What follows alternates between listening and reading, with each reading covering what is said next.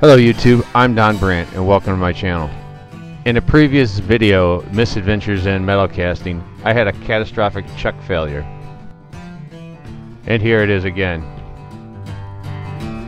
This failure was caused by me using a piece of acrylic plastic as an adapter plate. Once again here in slow motion. 3-inch chuck. This is 5-inch chuck. And we're going to retrofit that for red. So, let's get some tools. So I'm remaking the adapter plate out of 1/2-inch aluminum, and here I'm drawing out the pattern on the aluminum.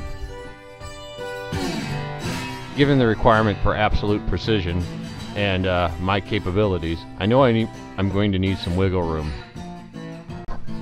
So when I drill these holes, I'm going to drill them oversized, so I'll be able to adjust the chuck when it's installed on the lathe. So as you can see, this is a used chuck. My dad, I think, found this in a junkyard and gave it to me, and I've been holding on to it for a couple months. Finally got an opportunity to install it for the second time.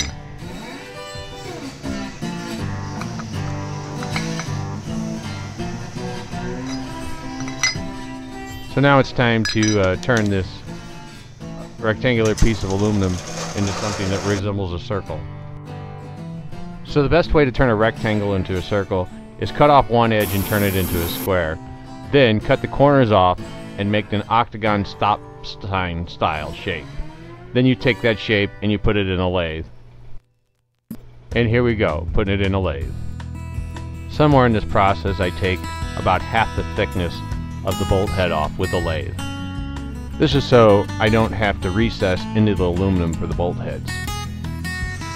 Doing this work is pretty slow on a mini lathe. We're out over 5 inches, and I really just don't think this thing is designed for anything quite this large.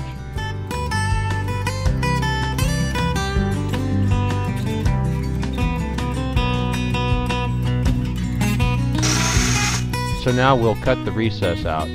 On the spindle, there's a protruding part, and the recess fits into that protruding part on the spindle.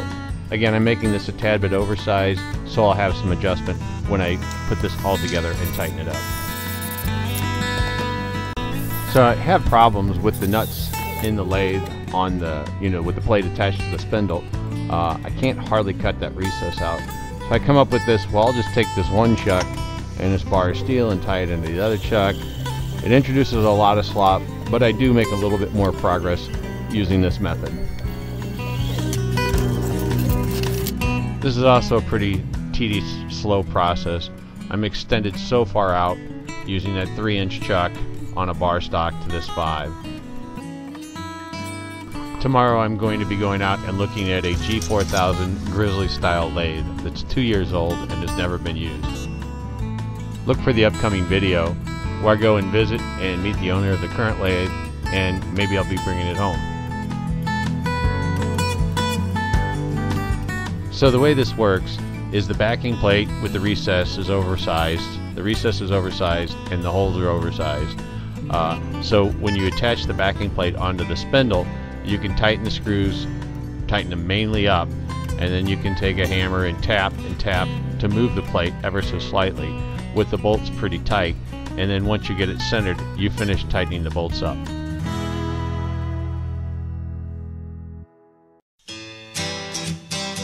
Now it's time to drill the center out. I've got the plate flipped over.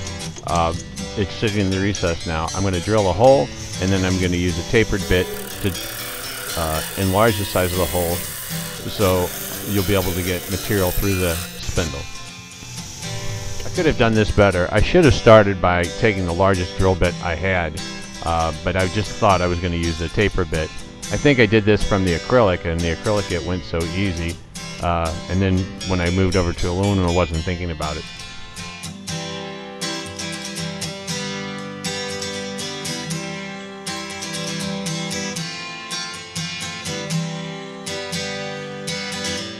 Here I'll be doing a test fit before I install the chuck for the first time.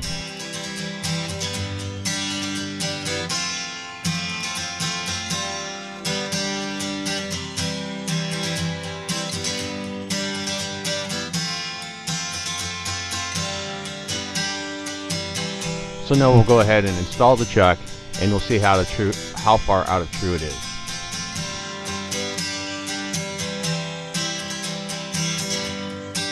So the method I'm using here is I'll find the high spot, which is the top, and then I'll rotate the top about 30 degrees towards me, and then tap on it at that 30 degree, and then go back and check. And you can continue to do this to reach the degree of accuracy that you require. And don't forget to tighten the bolts up completely once you're done, and then recheck. And here's the example of why I want the 5-inch chuck. Whenever I'm trying to make a precision cut on a piece of copper with the 3-inch chuck, if there's any problem at all, it will grab the metal and just rip it out of the chuck. It works a lot better with the 5-inch.